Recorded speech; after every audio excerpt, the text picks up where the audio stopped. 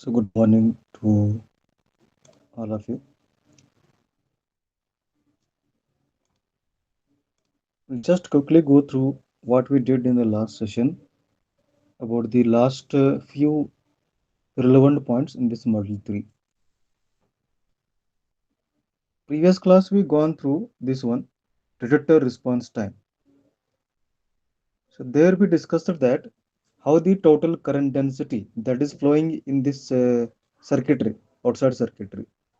Outside circuitry that we haven't shown here, it will be like this. P and N, they are connected in the reverse bias mode. Okay, we're talking about the reverse bias condition. Of course, pin diode is going to operate in three modes, but it will be giving you higher quantum efficiency if we operate it in the reverse bias mode. P2 negative, and this will be connected to positive like this. So the external current, how much it is flowing, so that will be depending on the two types of currents based on the two types of carriers. Okay, instead of saying two types of currents, we can say in terms of carriers. So the moment when you connect the pin diode in this fashion, okay. So we'll spend some time with this detector response time, then we'll able to understand that response time separately. That is an extension of this only. So reverse bias is applying here for the pin diode. So depletion region is going to widen. Already it is widened. We are showing up the width W. So the width W has been shown here. So we all know that this reason, sorry. So this reason is meant for absorption of the photons which are falling from the lens here. Now this became widened. That is a good thing. We are going to absorb more photons now.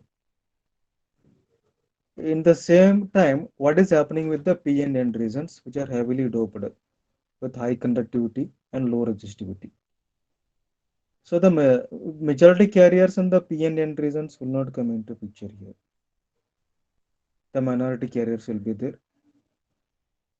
So the whatever the carriers which are existing in the P and N regions in the small percentage means electrons are the minority now in the P region. They will try to diffuse into this I region because of the reverse bias condition. Similarly, the holes, the minority in the N region, now will try to diffuse into the I region. Okay.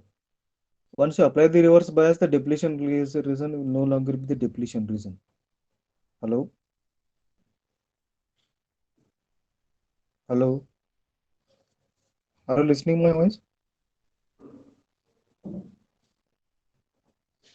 Hello? Hello? Yes. So lost the mic connection. Okay. Now I will just repeat what I am telling. So before applying the reverse bias, this is called depletion. Totally depleted or divide of any carriers here. खाली इರ್ತದೆ. That is a depleted depletion. That's how it has got its name. The moment when you apply the reverse bias, of course, this depleted region got widened, but start getting the carriers jumping from P and N regions from the either side. Here, electrons will jump from P to I region. Holes will try to jump from N to I region. They start jumping, diffusing. But this diffusion is very slow. This diffusion is something like uh, we all know the basic definition of a diffusion process. The material or whatever it will go. For example, water flows or air flows from higher to lower pressure or lower to higher pressure. Okay, whatever some definition is there, like that diffusion is also going to take place.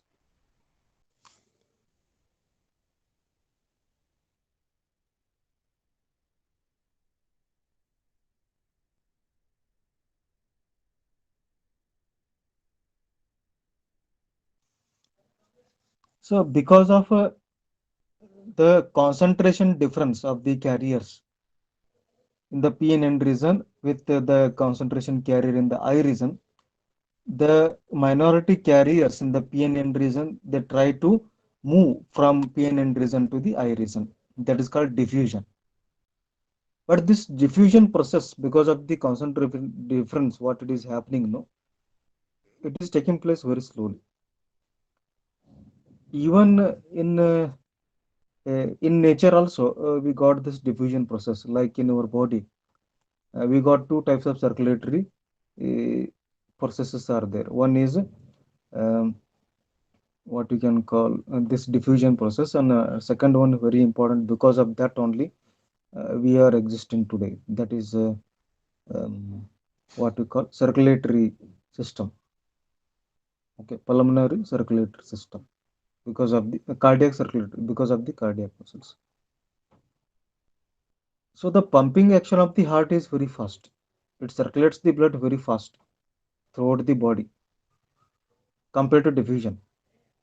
So you can imagine, you will get amazed if I tell that the fact is that, so if at all, if our body depends on the diffusion only instead of the heart, it takes around what you can say, somewhere I read it, not sure, 3 months or 3 years for a blood to reach from heart to the tip of the toe, just half a distance. It takes 3 months or 3 years, I don't know. This much time it takes if we just depends, if we depend only on the diffusion process. So like the diffusion process is a very slow process. So carriers which are less in number, of course minority, they start moving very slowly and jumping into the horizon. That is called diffusion current, leading to the diffusion current, JDIF, current density, diffusion current density. So in the depletion layer, sorry, now it is called, after applying the reverse bias, it is called intrinsic layer. Sorry. So it is got widened and now it is ready. It is acting like not a depletion layer, acting like a absorption layer, ready to absorb the photons falling on it. So whatever the photons falling on it will be absorbed and getting the carriers, converted to carriers here. So it got widened. So more photons are coming and converted to more the what you can say, the electrons, EH pairs, recombination process. So these carriers are more in number compared to these on either side, P and N regions, minority carriers. So what these carriers you are getting in the I region are obviously more in number and directly proportional to the how many photons you are getting or absorbed. That is absorption coefficient depends on the alpha. That is going to lead to the drift current density. They try to drift. ಇಲ್ಲೇನಾಗ್ತವ, so as soon as the photons are absorbed by this intrinsic layer, they will be converted to the carriers, okay, electrons, by the EH combination. Uh, then when they got converted from the photons to the electrons, so these electrons will don't want to remain in the psi region for a longer time.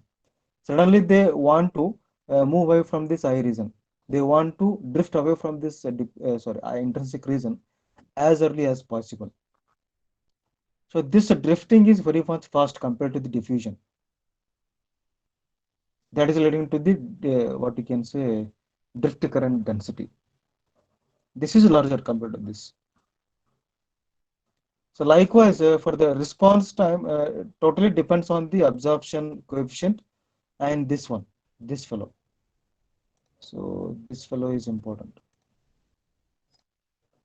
So in the total current density, okay, but the response time later, what we are going to discuss, this reason, or what you can say, the drift current density is going to matter much, because anyhow the diffusion because of two reasons, guys, for you to understand. Because of two reasons, we can say diffusion current density. We are not considering it. We are not giving what you can say importance as we are giving importance to the JDR. because of two reasons. One is diffusion process is very slow, and second thing, that too they are carrying the less number of carriers, minority carriers, which are less in number compared to these. So less number of carriers we can say only when this that actually also depends on this absorption coefficient of this I region. If its absorption coefficient is very less, or if its reverse bias is less, and if it is not widened much, then these carriers will become looking larger compared to these drift carriers. Are you understanding this one? So that's what yesterday we discussed here. So these things, small CG and large CG, how the small CG and large CG are going to impact. That's what we have discussed yesterday here. So that you remember here with respect to this figure, later it will be counted while discussing the response time in detail. Getting this point? So whatever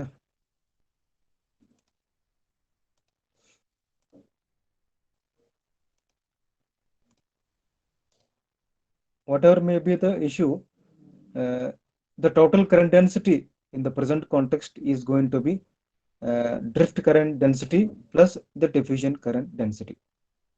Drift current density is happening much faster with more density, with large width and large absorption coefficient we have to assume. In that assumption only, we can say that diffusion current density is also happening, but it is less compared to this. Okay, this much you have to tell when you're going to write a short note on this direct response time. First, what you have to do, draw this diagram and explain all the things here, how we are connecting structural parts and how it is going to be a little bit. Then you start explaining these things in the present context. This is how you have to elaborate. So don't think that you don't have anything to elaborate or explain. You have a lot of things. Only if you know the things, you have to see how you can put the things in the beginning or in just after beginning, in the middle, or at the end. So after that, we have seen the significance of each of these equations: drift current density equation and diffusion current density equation. Later, both will be added to get the total current density. We don't have a what you can say derivation as such. Even some middle points will be removed to make this explanation in a layman way, very simple way. Otherwise, it will become more complicated if you involve more mathematical steps. So coming to this one, the drift current density, JDR, current density formula is a current by area. The same way, it is IP, the current flowing in the P region, divided by its effective area. The same thing now we are going to write in terms of the charge, that is a Q, and pi naught the initial photon flux per unit area of that I region. So I region ಮೇಲೆ ಎಷ್ಟು photon falling, photon flux is falling in a particular unit area, that is pi naught. So the charge Q into pi naught into bracket 1 minus e to the power of minus alpha s. Alpha s, just now I told, depends on the, it is a absorption coefficient of the I region, and also depends on the W. Both should be larger to absorb more photons with a larger effective area.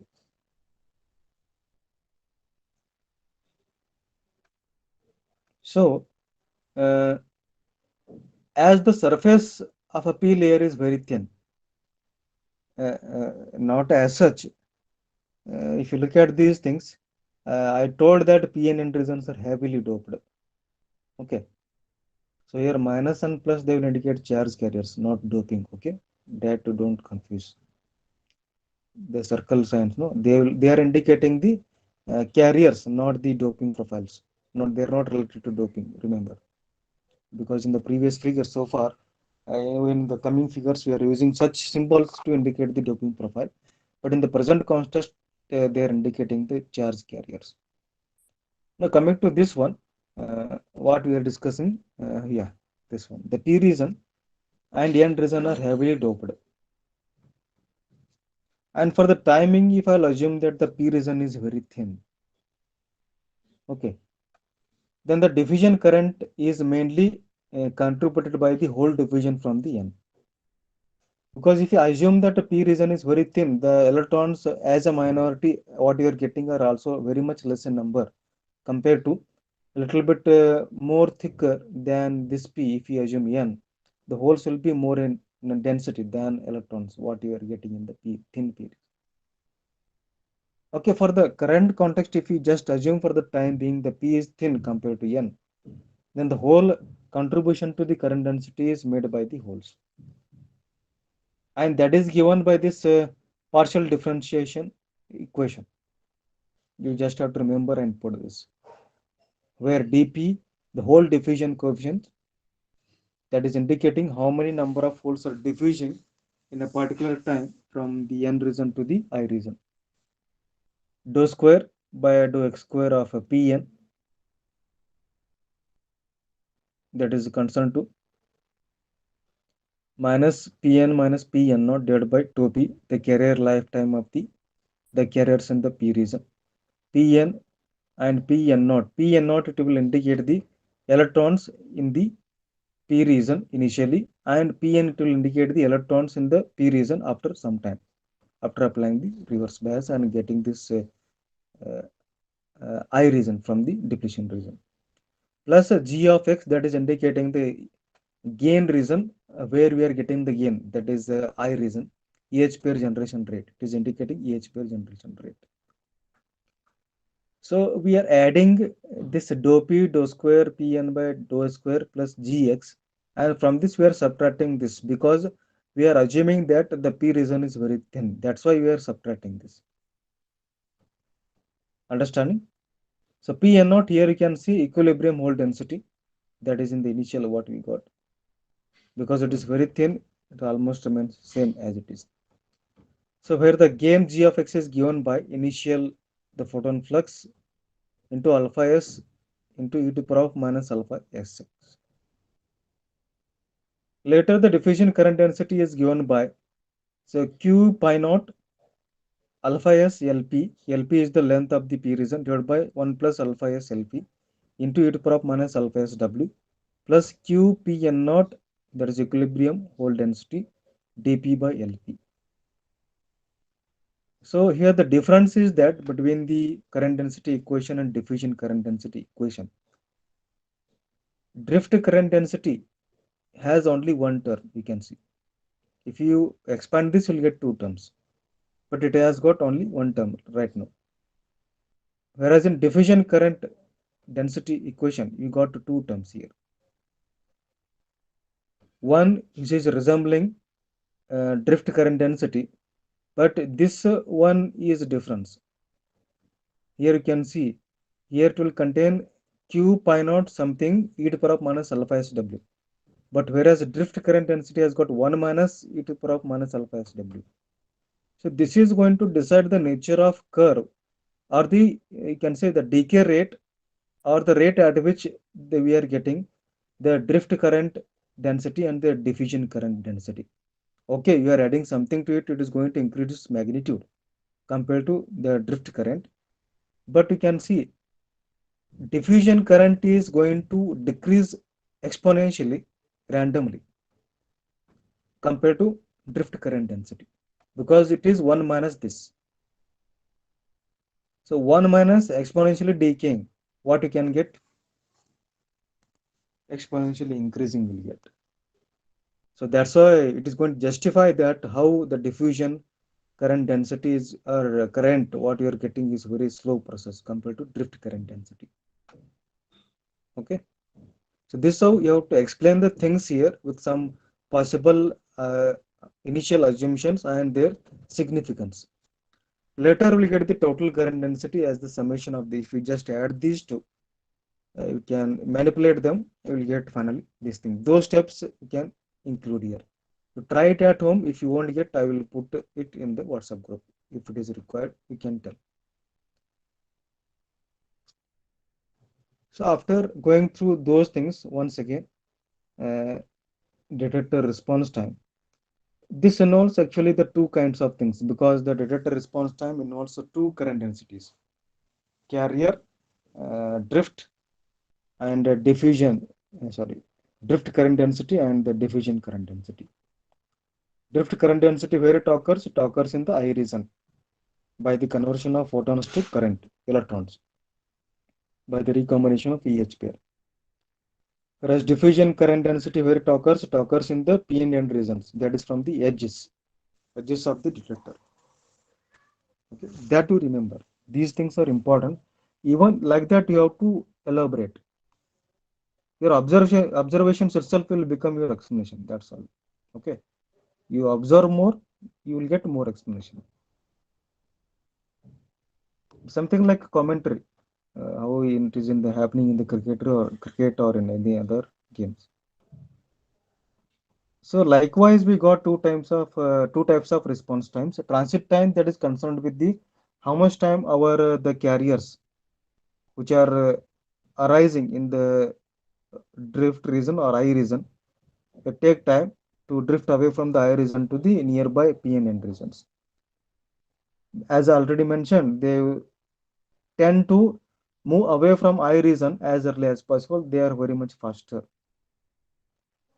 So this transit time uh, refers to the time taken by the drift carriers to drift away from the I region to the nearby regions, and it depends on the width of the that I region. If width is very large, transit time also increases. It takes more time for the carriers to drift away from the I region. Otherwise, it will be less. But whatever it is, this transit time is very less compared to diffusion time, because already, as we have seen, the diffusion process is a very slow process. The carriers which will exist in the P and N region are very slowly diffusing into the I region. Very slow process. They are taking a long time. Okay. So that's why you can see, if it plot the total power output percentage versus the time in nanoseconds for the particular detector in terms of the transit time and sorry, in terms of the rise and fall time. During the rise time, uh, the immediate response what you are getting, it is from the drift current density, because their transit time is very less and they are contributing more as compared to the diffusion current. Why? Because the two possible reasons already I have quoted. The minority carriers which will exist in the PNL regions are less in number. And the second reason, the diffusion process is very slow. Because of that, the diffusion time is larger. So they are contributing less in the beginning as compared to the drift current density. So initial part, the response from the fast carriers we are getting for the 50% of the output power initially, that is the rise time, 50% of the rise time of the total output power of the particular any type of photodetector is contributed by the carrier current, sorry, drift current density. Later, you can see the curve will start becoming flat.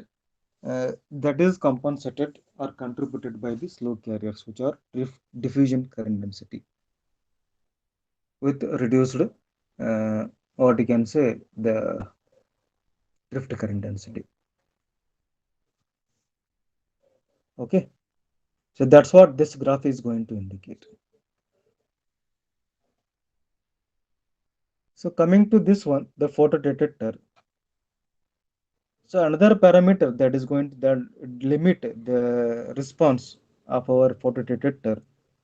See, the response, the power output response of the any part of photodetector depends on the starting with the absorption coefficient alpha s of that width of the I region.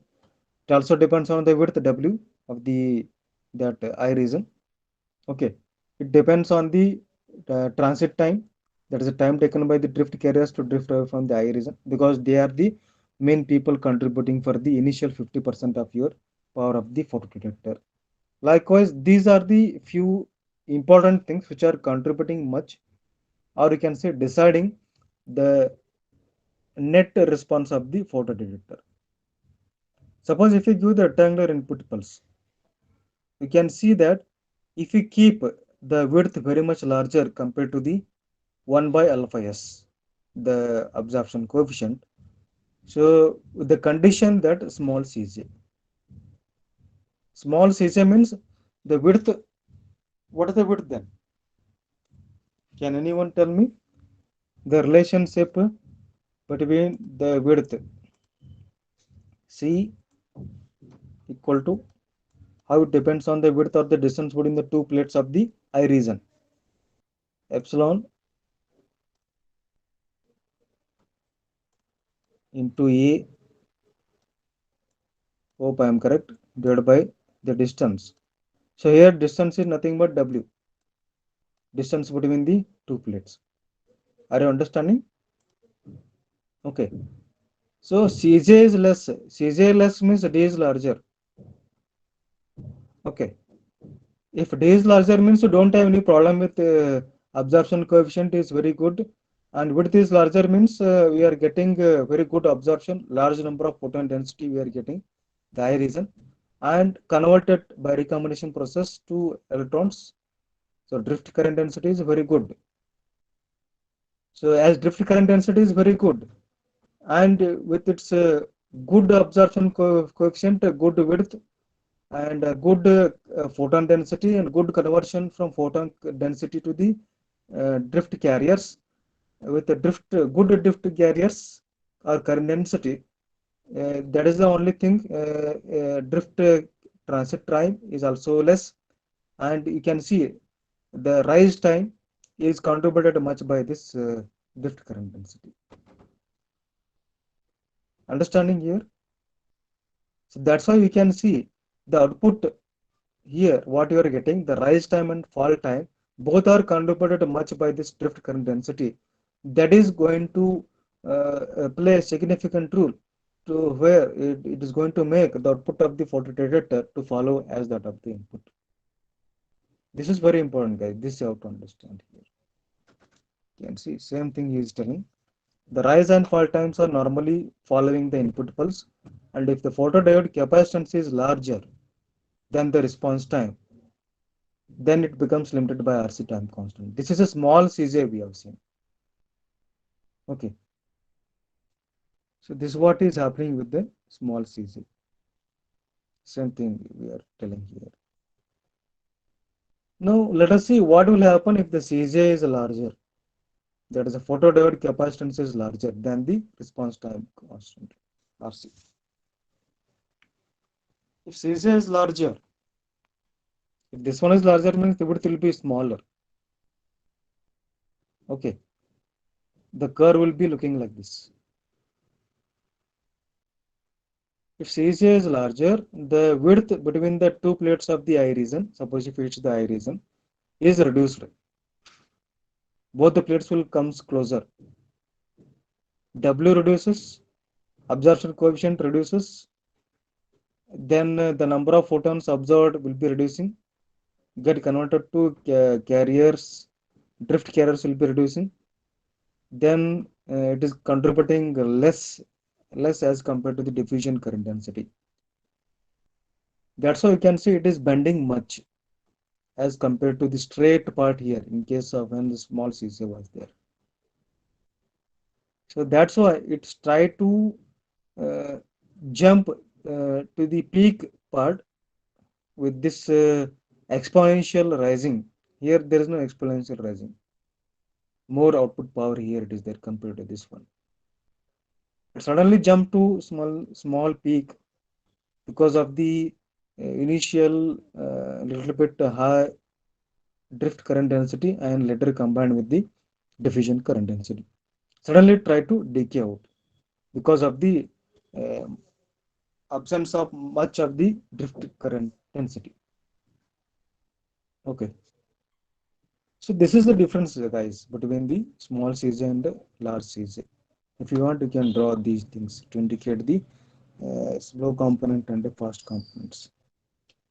Slow components are indicated by the diffusion carriers, and fast components are indicated by the drift carriers. That's what we have written here. So finally, at the end of the day, end of optical pulse, the carriers in the depletion region or I region are quickly collected. This happens when large CJ is there. Large CJ means what will be produced, and diffusion carriers which will be diffused into the I region will be collected, leading to the fast detector response component. So here, with respect to large CJ, I told that this is the small CJ picture. This one, and this also. Large CJ diagram is this. Don't confuse. So large CJ ಆಗುವುದರಿಂದ ಏನಾಗ್ತೈತಿ, width will be reduced between the two plates of the eye region. Small photons will be absorbed and converted to carriers, drift carriers. And by the time they will try to transit, drift away from the eye region to the P and N region, because of their less in number, by that time they try to transit away from, drift away from the eye region to the P and N region. The minority carriers, which now appears to be larger in number because of the less number of the drift carriers, will be diffused into the that reduced width of the horizon. As width got reduced, then diffusion time is now appearing little bit faster compared to drift time.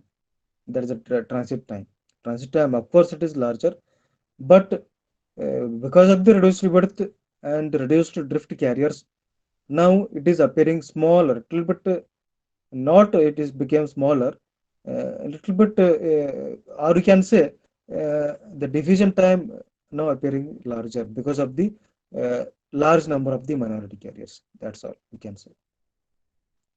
So what I am telling here, by the time because of the reduced width in the eye region, the drift carriers will try to drift away from the eye region to the nearby PNN region.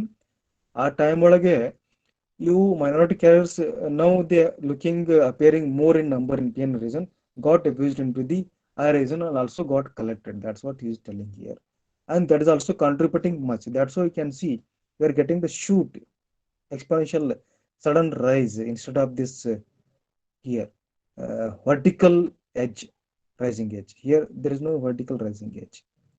This shoot we are getting because of this one. Now the shoot what you are why you are getting in this large CJ case, because of the reduced width, your diffused carriers will also got collected in the eye region and contributing much in the quantum efficiency or output power in the rising time. That's all. That's how we have to explain.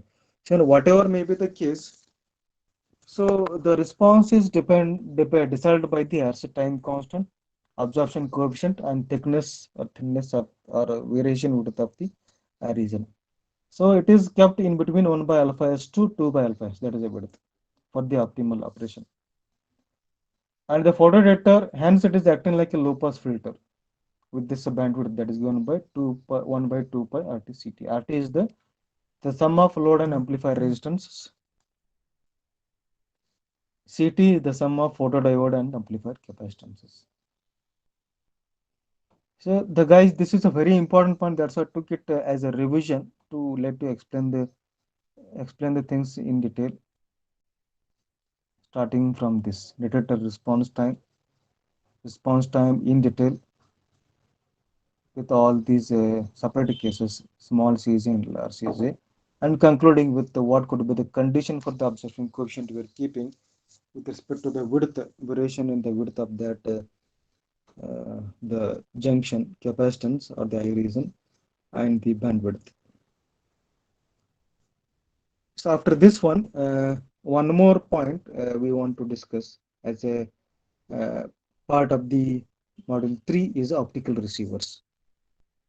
So you can see the optical receivers, as we know, just discussed the optical receivers, one of the important device that is a photodetectors. Their main job is to convert, you can see, electrical pulses, input pulses. Nowadays we are using many digital modulation techniques where you can see The message signal electrical pulse having some 5 volt will be indicated by 1, and the electrical signal with a 0 voltage indicated by 0. That is a coding. So here we are using LED and laser transmitter, that is the transmitter part, coded by the LED or laser. From this you can say it is going to modulate your such electrical input pulses with the help of the photons. And now we are getting intensity modulated view optical signal. How the presence of light for the duration of TB is indicated by this square pulse, and absence of the light of same width TB is indicated by this much of the square pulse. T on and T off, like that. Now we'll start getting the optical pulses. Means the what you can say, optical sources are going to convert your electrical pulses to the optical pulses. This is the media which is going to carry your optical pulses, intensity modulated optical signal. Then while traveling through this optical fiber, it is undergoing attenuation and distortion. We have seen with respect to the power pulses or the optical pulses. So attenuation and distortion we have discussed very much in detail in the model 2. Okay, in the initial part of model 3 also. Absorption, scattering, linear scattering, non-linear scattering, all those things are happening here. ಇಷ್ಟೆಲ್ಲ travel ಮಾಡಿ ಅದು ಇಲ್ಲಿ ಬರ್ತದೆ. Now here you are giving it as input to, this is the receiver part. So here you will be giving such distorted and attenuated optical pulses will be given as input to pin or avalanche photo detector. ಯಾವುದರ ಒಂದು photo detector ಇರ್ತದೆ. So those distorted attenuated optical pulses are converted to electrical pulses with some noise. Noise we are getting because of this attenuation and distortion. Okay. Later it will be amplified and filter. Filter is to filter out the noise, and amplify is to attenuation is there. To remove that and to boost your signal, we are using amplifier. So amplified and noise removed electrical signals or pulses are coming out of from this block. Okay. So here we are getting voltage pulses and amplifier noise will be there, because noise ಸ್ವಲ್ಪ ಇರುವುದೇ. If you are amplifying it, that is also amplified. Later we are going to do the sampling. Okay, we have to do the sampling. We will put some threshold here. Some threshold will be kept here. Whatever the signal you are getting above this will be treated as 1. I am below this, means less than this threshold. Okay, that will be indicated by 0. This is how we are doing. This is the job of this decision circuit and pulse generator. So your electrical voltage pulses are converted to these discrete signals. Then it will be used for signal processing equipment. So based on the frames whatever we have got or received, got matched with what has been transmitted and fed back, and further things will be going to take place. That is beyond the scope of this discussion. So now you can see up to this much it is transmitter. Okay, so this one is a media, and from here up to this all receiver. This one is your optical medium. This much is optical medium. Same thing now we are going to show it in the block diagram like this.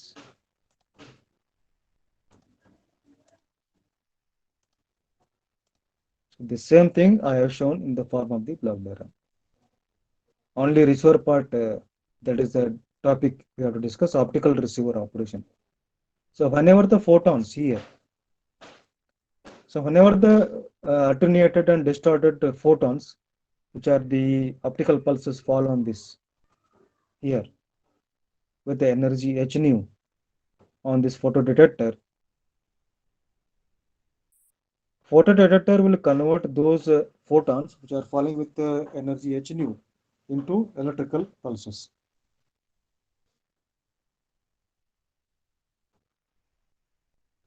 But these pulses are attenuated and distorted. So that's why we are using front end amplifier. That is the first amplifier that is going to boost your signal because of the attenuation. Then we are using filter to remove the noise, and equalizer also we are using in order to minimize that pulse spreading problem, intersymbol interference. Later, the noise removed, pulse spreading is removed, dispersion that is removed. Then such a purified optical electrical signal got sampled. Just now I told we are choosing some threshold as I just mentioned here. Any electrical signal falling beyond this threshold will be treated as 1, and any signal falling below this threshold will be treated as 0. So that is going to give us the V output, digital V out. And we are using the clock here as a feedback between the front end amplifier and the equalizer, and that is connected back to the sampling circuit. So at what interval the sampling could be done, that is decided by this clock recovery block. So this clock will be kept at the period equal to the bit interval. So the bits will be interpreted, the received bits will be interpreted as if it is done at the receiver with the period equal to the bit interval. That is going to match with the at what bit rate they have been transmitted. At the same clock, it will be synchronized. So guys, this is how the optical receiver operation we are going to explain in context of this.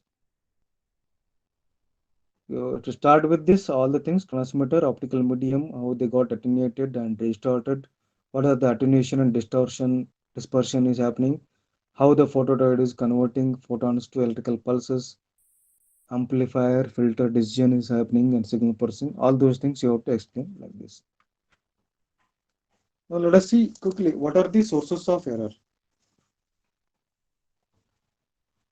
So errors can occur because of these things only. Just now we have seen attenuation, and attenuation is contributed mainly by the absorption and the scattering. Apart from that, there are other possibilities which are also going to contribute for this error in the quantum efficiency of the optical receiver. Errors occur in the detection mechanism. The detection mechanism, you can see this is very important. So he is telling the detection mechanism due to noises and disturbances related with signal detection system, which are shown here. You can see that. So when the photons are falling with the energy h nu, they are not coming with the same velocity. Okay.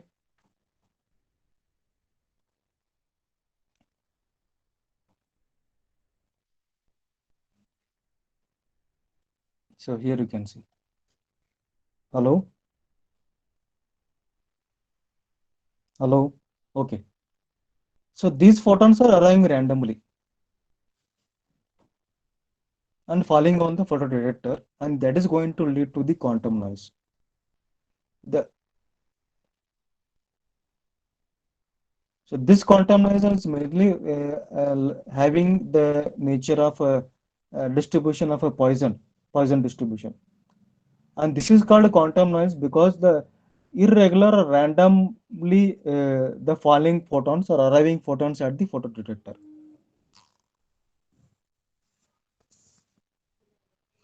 That is going to lead to the quantum noise.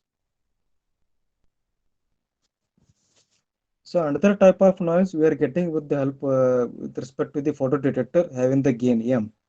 That is called a dark current. Dark current means the current that we are getting in the absence of any photons. Okay. Even though there is no any absorption of photons or no photodetector is operational, still we are getting the current that is known as a dark current. The current that in absence of photon that is flowing. So another one is a statistical gain fluctuation for an APD. So this gain fluctuation is happening because of the high gain achieved with the avalanche photodiode if you are using it as a photodetector. Because we have seen that the only advantage of the APD is the avalanche gain. But the disadvantage is that it is going to lead to the fluctuation in the gain because its output, quantum output or power output, what it is giving, having the nonlinear relationship with the input. Because of that, there is a fluctuation in the gain, but it is static, not dynamic. But it is varying the gain. That is the statistical gain fluctuation. That is also another error. So another one, what you are getting is the thermal noise that is contributed to the load resistor load resistor if you are using, that is also going to contribute because of the heating up of the resistors leading to the thermal noise. Amplifier noise uh, concerned with the having low signal to noise ratio because it is going to amplify the any noise if it is present is also going to amplify it leading to the decreased signal to noise ratio. So this is the first cause what you can say. After discussing all these things, you can say, you can quote what is could be the first cause. The internal noise is present in every communication system is caused by spontaneous fluctuations of the current or voltage, like the short noise that is due to the discrete nature of the current flow in the electronic devices, and the thermal noise that is due to the random nature of the motion of electrons in the semiconductor. Thermal noise is randomly happening. Short noise, as name itself will indicate, it is happening because of the discrete nature of the current flow in the electronic devices, not in the semiconductor. So second cause is arising because of the ISI or pulse spreading in the fiber. See, the most of the photons will be absorbed in the I region in the TB duration, whatever you have seen there, with the gamma that indicates the fraction of energy remaining in time slot TB. So most of the photon energy got converted to the current density that is going to decide the quantum efficiency of your photodetector, and remaining portion that is falling below this threshold. Suppose if we keep this one as a threshold here, we'll be getting these two hashes of having the net area of 1 minus gamma. There is a fraction of energy that has spread into the adjacent time slots. So adjacent time slots means here another there another peak is coming here like this. So this one is joining there. Another peak is coming like this. Here it is joining there like that. So the net area is a gamma where maximum photon energy will be absorbed and contributing for the quantum efficiency of your detector. Remaining 1 minus gamma portion fraction resulting into the ISI that we are going to lose. So these are the two causes for the error sources what you are getting. To minimize this, that's why we are going to use the front end amplifiers. That's why we have seen here you can see we have used the front end amplifiers, this one, to minimize such kind of sources of errors. So two causes, one because of the internal noise, short and thermal noises, another one because of the pulse spreading what you have seen, this one. So these can be minimized by using front end amplifiers. Again, there are two types. One is high impedance front end amplifier. It will see that by keeping its input impedance, if RP is the input impedance looking into this photodetector, uh, then we are going to choose RL so that their combination RL now happens to be in parallel with this RP should be larger, so that nullify the whatever the noise issue we are getting from this HNU signal from the photodiode. But this high impedance is going to reduce the bandwidth. So one advantage, one disadvantage will be there. So you want to reduce the noise, but bandwidth will be got affected by little bit. So low noise, a little bit reduced bandwidth, what you are getting. Now to compensate for this, we are going to for the transimpedance like this. So here RL will be connected in the negative feedback fashion for the inverting amplifier. So here what they are doing, RL is used as a negative feedback resistor for the inverting amplifier. And now as the value of RL is increasing, then it is enough to reduce the effective resistance seen by the photodiode by factor G, gain G here, the gain of the amplifier, op amp. So width increases by a factor of G plus 1 for the same load resistance. So that is going to increase the thermal noise compared to high impedance by a factor less than 2 and can be easily tolerated. So by this transimpedance amplifier design, we are going to, of course, minimize, compensate for that noise. Noise is not much reduced as compared to high impedance amplifier, but this can be compensated or can be tolerated with supported larger bandwidth compared to high impedance amplifier design. So with this, guys, we are going to comfortably at the end of the model 3. In the next session, we are going to begin with your model 4. Now we'll stop.